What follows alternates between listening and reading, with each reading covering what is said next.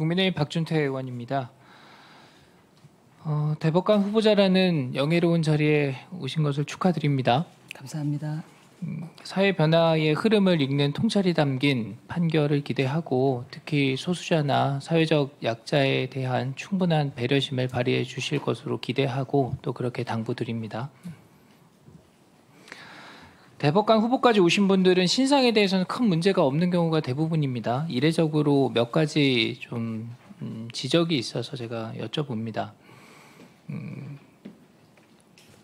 가장 지적이 많이 되는 것이 이제 자녀가 부모 찬스로 너무 큰 자산을 형성했다 이런 비판이 있습니다. 법적인 문제가 크게 없더라도 국민 눈높이에 맞지 않는다는 이제 지적이 있는 건데요. 부모의 사회적 신분이나 지위에 따라서 자녀가 더 큰 경제적 기회나 자산 형성의 어떤 유리한 환경에 있다 이런 것들을 국민들께서 보시기에는 특혜다 이렇게 생각하실 수도 있습니다. 다만 뭐 나름의 사정과 이유가 있으실 테니까 이 자리에서 충분한 시간을 가지고 한번 설명을 해보시기 바랍니다. 예, 먼저 이 국민의 눈높이에 맞지 않는 이런 부분 때문에 심려를 끼쳐드리는 것에 대해서 정말 송구하다는 말씀을 드립니다. 제가 대전에서 근무하느라고 좀 집안을 소홀히 한 때에 이렇게 배우자가 이렇게 조금 무리하고 한 이런 거래를 해서 저도 사실 나중에 알고 많이 놀랐습니다. 갈등도 있었고요. 그런데 이제 물어보니까 세금은 다 납부를 했고 오히려 그 주식 차익의 양도소득이 증여세에 거의 필적할 정도라고 합니다. 그래서 그 부분을 저도 아쉽게 생각을 하고요.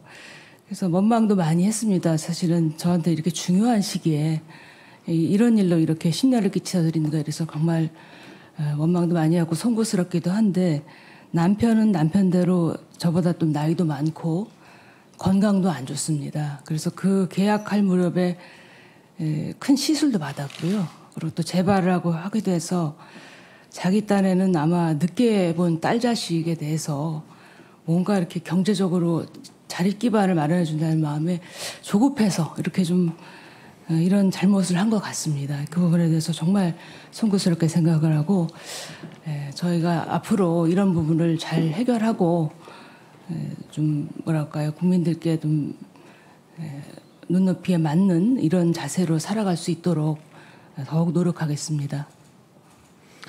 증여세나 양도소득세는 모두 완납했다 이런 말씀을 주셨고요. 예. 예. 제가 보도를 보니까 형성된 자산에 대해서 사회에 기부할 계획이 있다 이렇게 밝히신 바가 있는데 혹시 구체적인 어떤 계획이 맞습니다. 있습니까? 지금 그 시세 차익이 많다고 지적을 받았던 그 비상장 주식에 대해서 저희가 배우자와 장녀가 가진 주식을 전부 어려운 분들을 돕는 데 기부하기로 가족회의를 통해서 결정을 했습니다. 그래서 저희가 그 전에도 많은 기부를 해왔었습니다. 저는 막 10여 년 전부터 기부를 계속 해왔었고요.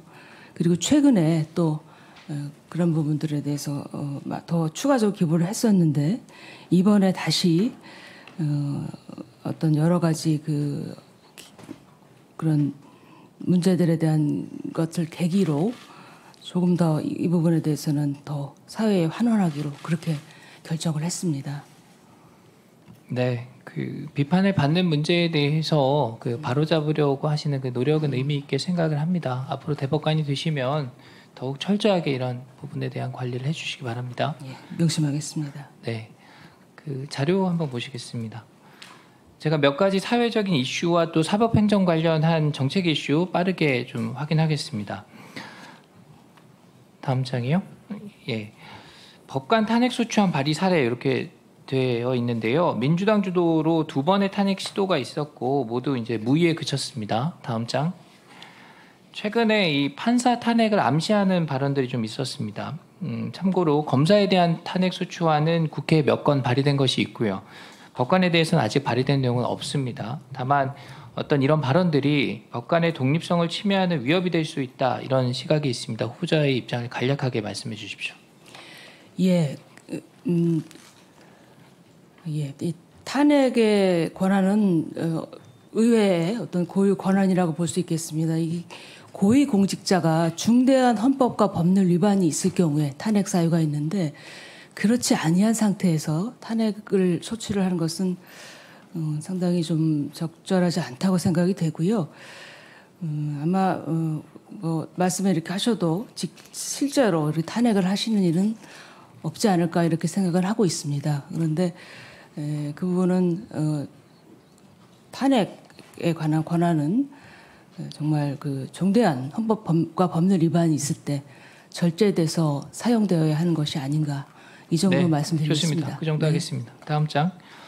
그 다수결로 모든 것을 해결하자는 그 다수결 만능주의, 다수결 횡포 뭐 이런 것들이 좀 논란입니다. 헌법재판소는 그 다수결이 정당성을 갖추기 위한 어떤 전제 조건으로 자유로운 토론 참여 또 수기 과정이 필요하다 이렇게 판시한 바가 있습니다. 후보자 생각은 어떻습니까? 모두도 공감하는 바입니다. 예. 네, 그 전원 합의체에서도 의견 합치 어려우면은 다수결 원칙 적용하는데 좀 그 토론과 수기 과정이 잘 지켜져서 수기 민주주의의 어떤 표본과 같은 그런 모습들을 보여주시길 기대합니다. 다음 장. 대통령 제2요구권, 뭐 헌법의 그 권한과 절차 또 효력과 한계가 이렇게 명확하게 비교적 구체적으로 나와 있는데요. 다음 장 보여주십시오. 그동안 이 제2요구의 정당성을 확인하는 여러 가지 정치적인 또 다음 장도 보여주시죠. 학술적인 어떤 논의가 풍부하게 이루어져 왔습니다.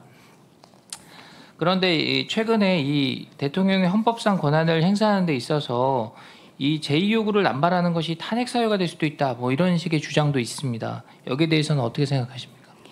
예, 우리 헌법이 삼권 분립 정신에 기반해서 대통령에게는 법률안에 대한 제2요구권을 그리고 국회에는 그에 대한 재의결로 인해서 법률안으로 확정시킬 수 있는 권한을 부여한 것으로 생각됩니다. 그래서 그 양 권한의 균형이 중요한 것으로 생각되고요. 그 각 권한은 다 존중되어야 한다고 생각합니다.